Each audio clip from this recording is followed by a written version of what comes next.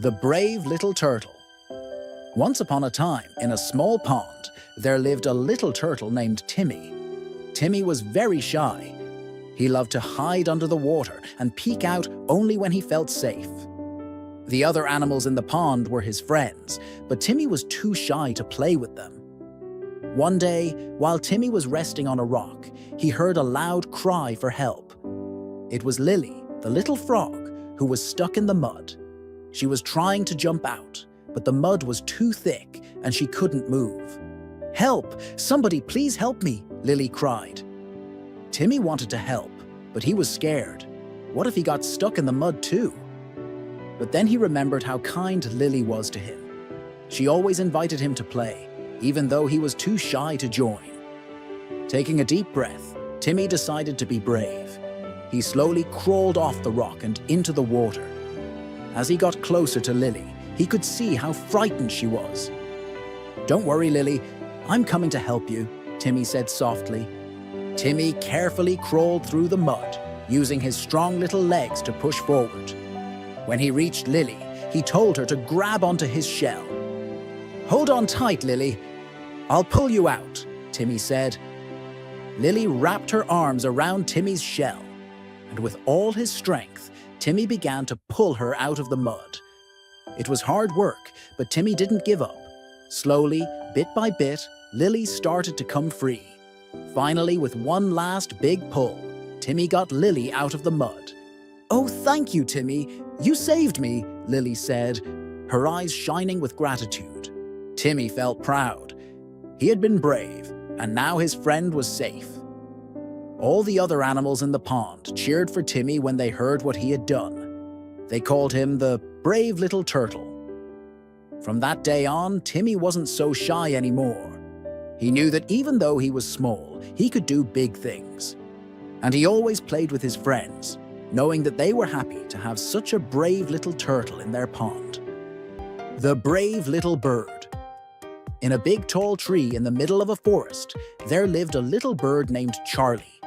Charlie was small and had bright blue feathers. He loved to sing and play with his friends.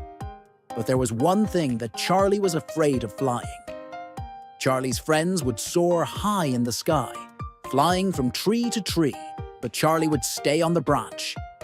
"Come on, Charlie, it's fun," they would call. But Charlie would shake his head. He was too scared to try. One day, a strong wind blew through the forest.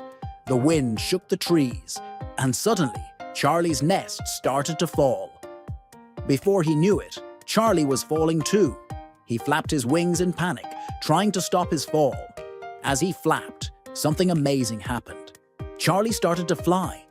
At first, he was scared, but then he felt the wind under his wings, lifting him up. He was flying. Charlie couldn't believe it. He wasn't falling anymore. He was soaring through the air. Charlie flew up to a high branch and landed safely.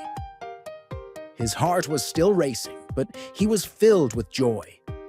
His friends cheered from nearby branches. "You did it, Charlie! You flew!" Charlie smiled. He felt proud of himself. It wasn't so scary after all, he thought. From that day on, Charlie loved to fly. He flew with his friends every day, exploring the forest and enjoying the feeling of freedom. Charlie had learned that sometimes, when you face your fears, you discover something wonderful. And so, Charlie the little bird became the bravest flyer in the forest, always ready for a new adventure in the sky, the friendly tree. In a quiet village, there was a large old tree named Oakley. Oakley stood tall in the middle of the village square.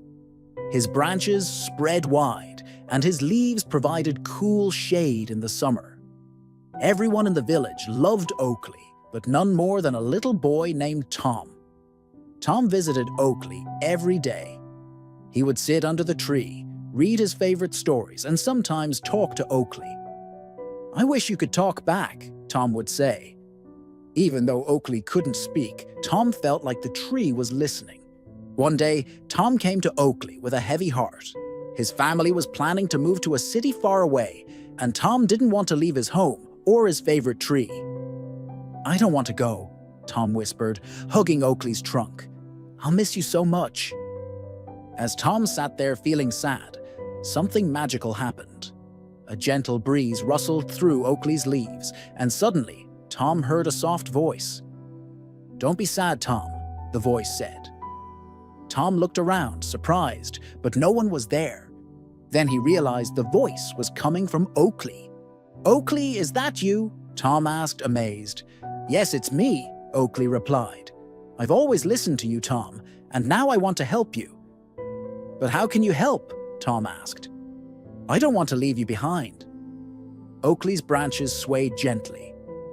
"I'll give you a special gift," Oakley said. "Take one of my acorns with you. Plant it in your new home, and I will grow there too. Wherever you go, you'll have a part of me with you."